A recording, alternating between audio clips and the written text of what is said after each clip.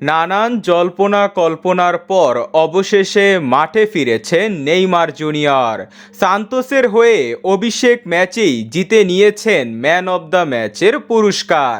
আর কিছুদিন পর আবারও মাঠে নামতে চলেছে ব্রাজিল, যেখানে চিরপ্রতিদ্বন্দ্বী আর্জেন্টিনা ও কলম্বিয়ার বিপক্ষে মাঠে নামতে চলেছে 5 বারের সাবেক বিশ্ব চ্যাম্পিয়নরা।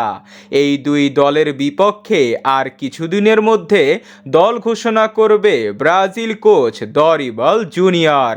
ইতিমধ্যেই তিনি ইউরোপে খেলা বিভিন্ন ব্রাজিল প্লেয়ারদের খেলা পর্যবেক্ষণ করছেন, কেননা নেইমারকে নিয়ে তিনি সেরা দলটাই সাজাতে চান। 2026 বিশ্বকাপের আর বাকি আছে 18 মাস। গত 2 দশক থেকে বাজে সময় পার করছে ব্রাজিল।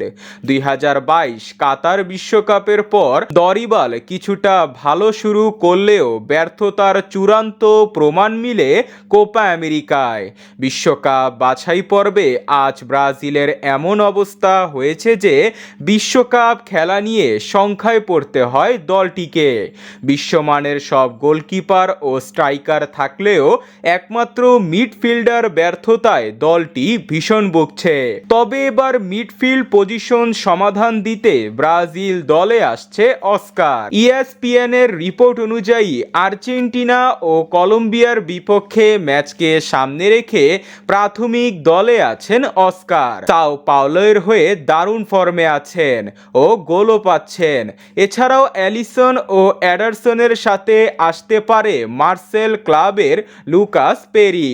এডার মিলিটাও ও ব্রিমার ইনজুরিতে থাকায় একাদশে মেগালেসের সাথে দেখা যেতে পারে মুরিলোকে।